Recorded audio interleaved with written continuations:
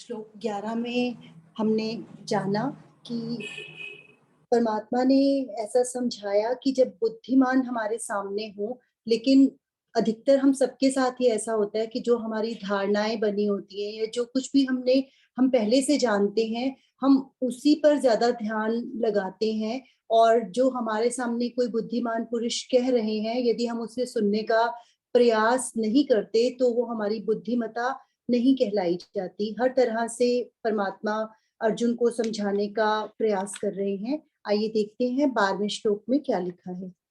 न त्वेवाहं जातु नासं न त्वं नेमे जनाधिपः न चैव न भविष्यामः सर्वे वयमतः परम्।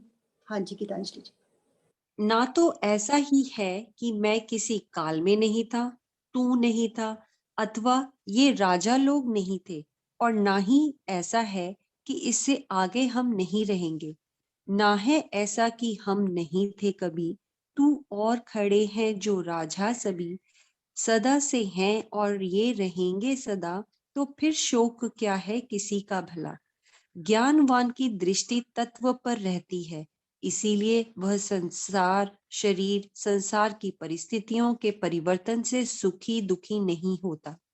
जहाँ परिवर्तन है वहीं सुख दुख है। जो परिवर्तन से अतीत है वह इससे अतीत आनंद का आधार है। श्री गीता जी के उपदेश का प्रारंभिक क्रम आत्म अनात्म विवेक प्रकरण गहन चिंतन के रूप में है। असत सत, जड़ चेतन, बंधन मोक्ष का विवेक एवं इसके साथ ही जीवन की यथार्था, निर्भय निश्चिंत जीवन की वास्तविकता की स्थिति का अनूठा निरूपण है इस प्रकरण में। वेदांत को मौखिक परिक्रियाओं तक सीमित ना करो, उसे तात्विक अनुभूति का माध्यम बनाओ। वेदांत का सार तत्व स्वीकार करो जीवन में। संतरे को केवल लेकर ना रखो, उसके रस का लाभ लो। वेदांत को केवल चर्चा पठन पाठन श्रवण तक सीमित ना रखो, उसमें निहित दिव्य आनंद तत्व से लाभान्वित हो करो स्वयं को। ऐसी व्यवहारिक दिव्य प्रेरणाओं से युक्त है गीतोक्त यह प्रकरण। बहुत सरल सरस सुबोध सुग्राह्य ढंग से स्पष्टीकरण है इसमें। ज्ञान वैराग्य बहुत जटिल विकट या पहुंच से परे की स्थिति नहीं है और ना ही अव्यवहारिक। वस्तु स्थिति समझ लो, यही है ज्ञान और वैराग्य।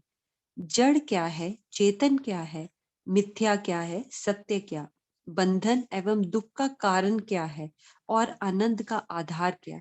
इसमें भेद करो। पानी दूध दोनों मिल गए हैं, हंस बनो। मिले हुए पानी दूध में से दूध ग्रहण करो। जड़ चेतन मिथ्या सत्य परस्पर मिले हुए हैं। सृष्टि की संरचना ही ऐसी है।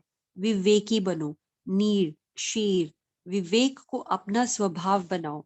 व्यवहार में जड़ का उपयोग प्रयोग असत्य से भी यथा योग्य व्यवहार, लेकिन चिंतन स्मरण एवं लक्ष्य का आधार केवल चेतन सत्य सत्ता।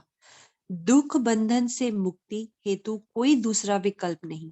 अविलंब गीता जी के इस प्रारंभिक उपदेश को अपनी जीवन शैली में अभिन्न रंग अंग के रूप में स्वीकारो। दुख से निवृत्ति सभी चाहते हैं, लेकिन दुख रूप जगत से संबंध बनाए रखकर यह संभव नहीं है। जो अनित्य है परिवर्तनशील है, वह सुख से रहित अर्थात दुख रूप ही है। गीता के सार संकेत विचारणीय है। जिस शरीर से मैं और संसार से मेरा का संबंध स्थापित कर हम सुखी रहना चाहते हैं, यह तो सतत परिवर्तनशील है। शरीर को ही देखो, कितने परिवर्तन एवं विकार है इसमें, कितनी अवस्थाएं बदलता है ये शरीर। श्लोक 13।